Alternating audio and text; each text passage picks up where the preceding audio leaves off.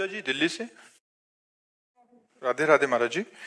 महाराज जी, जीवन में कई बार परेशानियां आती हैं तो लगता है हमने कभी किसी का बुरा नहीं किया, फिर ये सब क्यों हो रहा है? अगर ये पिछले जन्मों का है तो इस जन्म में कर्म क्यों फल मिल रहा है इसका मतलब? क्यों? असल आपने बोई है तो काटना आपको ही पड़ेगा, कोई दूसरा थोड़ी काटेगा। आज कत्ल करता है, 10 साल मुकदमा चलता है, 20 साल की सजा होती है। कानून व्यवस्था है। ऐसे ही हमारी भागवतिक कानून व्यवस्था है। भीष्म जी सरसैया पे पड़े हुए हैं और भगवान से कहते हैं कि मैं 70 जन्म तक देख रहा हूं अपनी दिव्य दृष्टि से, मैंने ऐसा कोई पाप नहीं किया जो मुझे ये दंड मिले कि 6 महीना बाणों की सैया पर। तो भगवान ने कहा 100 के ऊपर चलो। एक बार आप राजा थे और एक सांप को उठा करके बबूल के पेड़ में बड़े बड़े कांटों में ऐसे डाल दिया और वो 6 दिन तक तड़प तड़प करके मरा। उसी का परिणाम आपको 6 महीने बाणों की सैया में। तो एक बार किसी एक आदमी का कत्ल किया तो उसको 50,000 जुर्माना या 1 लाख जुर्माना और आजीवन सजा, क्या दंड मिलते हैं? नहीं मिलते। तो हमारे तो न जाने कितने पाप हैं। अब कौन ऐसा शरीरधारी है जो झूठ नहीं बोल रहा? कौन ऐसा शरीरधारी जिससे पाप नहीं हो रहा? ये तो बात कह देना कि हमसे तो कोई गलती ही नहीं हुई, हमसे तो कोई पाप ही नहीं हुआ, ये बिल्कुल हम अविवेक पूर्ण मानते हैं। नहीं, ऐसा नहीं है। हम सबसे गलतियां होती हैं और उसी भगवान के दरबार में अन्याय नहीं है, क्योंकि वहां किसी के गवाही की जरूरत नहीं है। वो सर्वव्यापी परमात्मा आपके हृदय में ही बैठा हुआ है। मत्ता परतरम नान्यत किंचिदस्ति धनंजय, मेरे सिवा और कुछ है ही नहीं, तो उसको गवाही की क्या जरूरत है? वो देख रहा है। तो हमको बहुत धैर्य पूर्वक चलना है। देखो, हम कई बार बता चुके हैं कि हमारे शरीर की रचना 2 कर्म से हुई है, पाप और पुण्य। दोनों के मिश्रण से मनुष्य शरीर बनता है। केवल पाप से यातना देह का निर्माण होता है जो नरक में मिलता है। केवल पुण्य से देव देह का निर्माण होता है जो स्वर्ग लोक, महारलोक, जनोलोक, तपलोक, सत्यलोक आदि में। लेकिन मनुष्य लोक में दोनों मिश्रित होते हैं, पाप और पुण्य। तो जिस अवस्था में जो हमें दुख मिलना है वो कर्म हमारे ऊपर लागू हो जाएगा। अगर पुण्य कर्म लागू है तो हमें सुखद अनुकूलता प्रशंसा मिलेगी। अगर पाप कर्म लागू है तो दुख प्रतिकूलता निंदा मिलेगी। वो हमारी वैसी बुद्धि हो जाएगी, जैसी हो भवतव्यता तैसी बने सहाय, आप ना आवे ताहि पे ताहि तहां ले जाए। अचानक आपसे ऐसी क्रिया बन जाएगी कि आपकी निंदा होगी, आपकी अवहेलना होगी। अचानक आपसे ऐसी क्रिया बन गई, दांव लग गया कि आपकी प्रशंसा होगी, आपकी जय जय हो जाएगी। वो पूर्व कर्मों का विधान चल रहा है। तो फिर मनुष्य जन्म में महानता क्या है? अब नवीन हमसे पाप न होने पावे। अब नवीन कर्म हम ऐसे ऐसे समझ समझ के करें कि हमारी आगे की जो जन्म हो या आगे जो हमें मिले वो बहुत अच्छा ही हो। पाप कर्म नहीं होने चाहिए। अब हमसे गलती नहीं होनी चाहिए। अब लो नसानी अब ना सही हो। तो ये पक्की बात समझ लीजिए कि अपने कर्म को ही भोगना पड़ रहा है। इसमें बिल्कुल संशय न कीजिए कि मैंने तो पाप नहीं किया। किसने प्रश्न किया था? ईमानदारी से देखो सखी, वृंदावन में बैठी हो, ईमानदारी से जब से तुम्हें याद है तब से अब तक देखो, केवल इसी जन्म में क्या आपसे पाप नहीं हुई? क्या आपसे गलती नहीं हुई? आप विचार करके देखिए, हमसे पूर्व जन्म में कितनी गलतियां हो गई हैं। इतनी गलतियां हो गई कि भगवान ने कृपा करके मुझे मनुष्य शरीर दिया है। मेरे कर्म से मनुष्य शरीर नहीं मिला।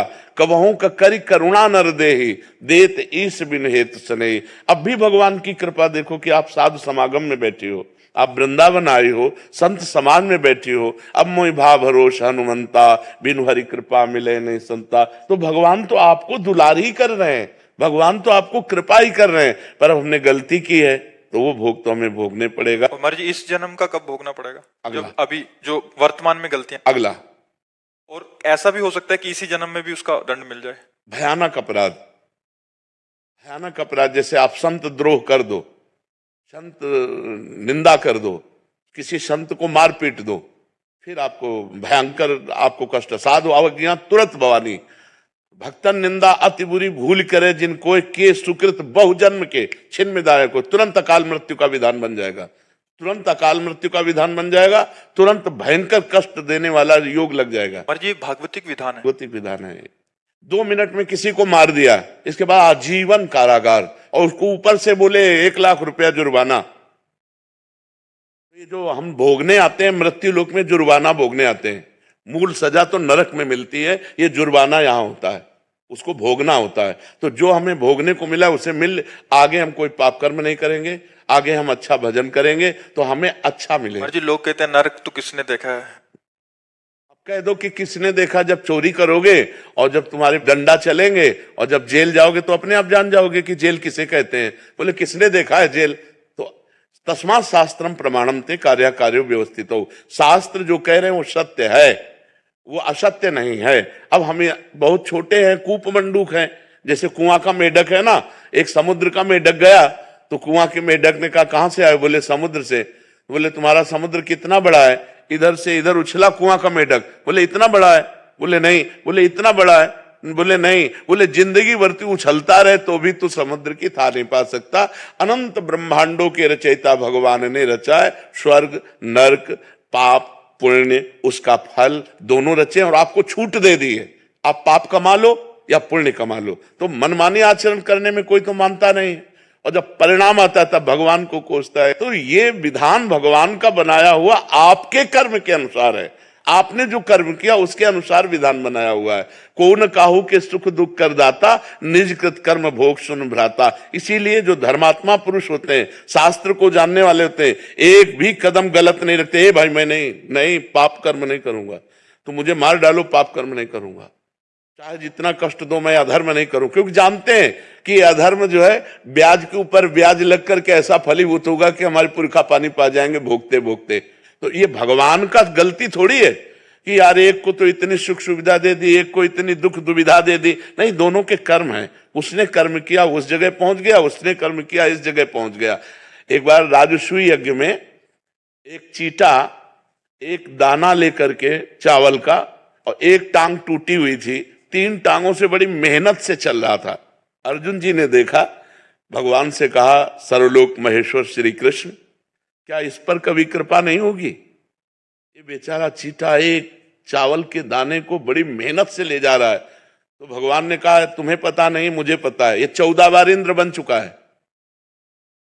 राजसूय यज्ञ का वो चीटा जो एक दाना चावल बड़ी मेहनत से ले जा रहा था, वो 14 बार इंद्र बन चुका है। महाराज नहुष इंद्र के पद में थे, और व्यभिचार प्रवृत्ति से इंद्राणी के साथ भाव गलत किया तो तुरंत जो है अजगर की योनि में आ गए। कर्म तुरंत देखो ना, बड़े बड़े अधिकारी को सस्पेंड कर दिया जाता है।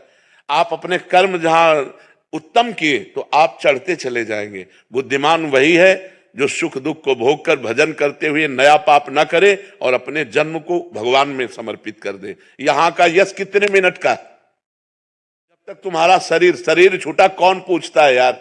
तुम चाहे जिस पद में हो और चाहे जितने बड़े यशस्वी हो, तुम्हारे मरने के बाद यहां जब भगवान का नाम नहीं ले रहे लोग तो तुम्हारा नाम कहां से लेंगे?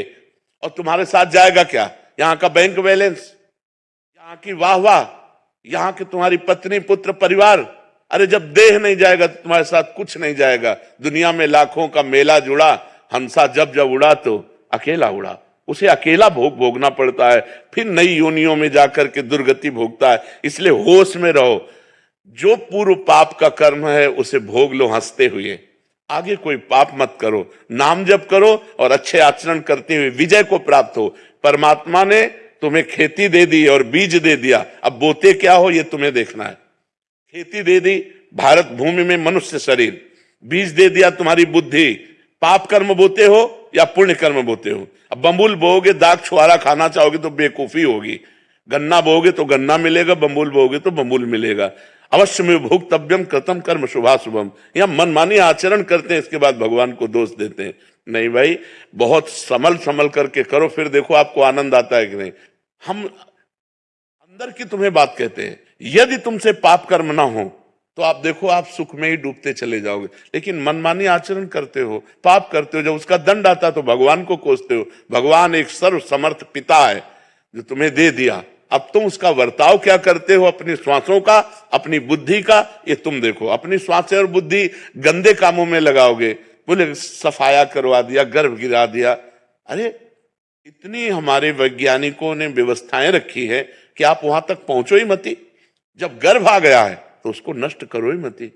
वो भगवान का जीव अंश है, अब आप उसकी हत्या करोगे, उसका दंड मिलेगा कि नहीं मिलेगा? और जब दंड मिलेगा बोले हमने तो कोई पाप किया नहीं। पराये पुरुष से व्यभिचार करोगे, हमने कोई पाप नहीं किया। पराई स्त्री से व्यभिचार करोगे, हमने कोई, हमारा शास्त्र कह रहा है ये व्यभिचार है, ये पाप है। जिस स्त्री को स्वीकार करे आजीवन उसी पर ही अपने जीवन को निर्धारित रखे, किसी दूसरी स्त्री से सहवास न करे। एक स्त्री जिस पति को स्वीकार करे उसे भगवान मान करके आजीवन निर्वाह करे। ये हमारे भारत की पद्धति है। हमने कभी डिवोर्स नहीं सुना पीछे, ये अभी चला है, ये जो गर्लफ्रेंड बॉयफ्रेंड इन्हीं के बाद ये चला है। नहीं, हमने कभी डिवोर्स नहीं सुना। हम अपने बचपन में कभी ये नहीं सुना कि उनकी पत्नी ने उनको डिवोर्स दे दिया या उनके पति ने, कभी नहीं। आजीवन संबंध निर्वाह करना ये हमारे भारत की पद्धति है। भारत है, विदेश नहीं है कि आज इसके संग कल उसके संग, ये नहीं। यहाँ धर्म की मर्यादा है। ये परम पवित्र देश है, जहाँ गंगा यमुना और रामकृष्ण के अवतार होते हैं, वो ये पवित्र देश है।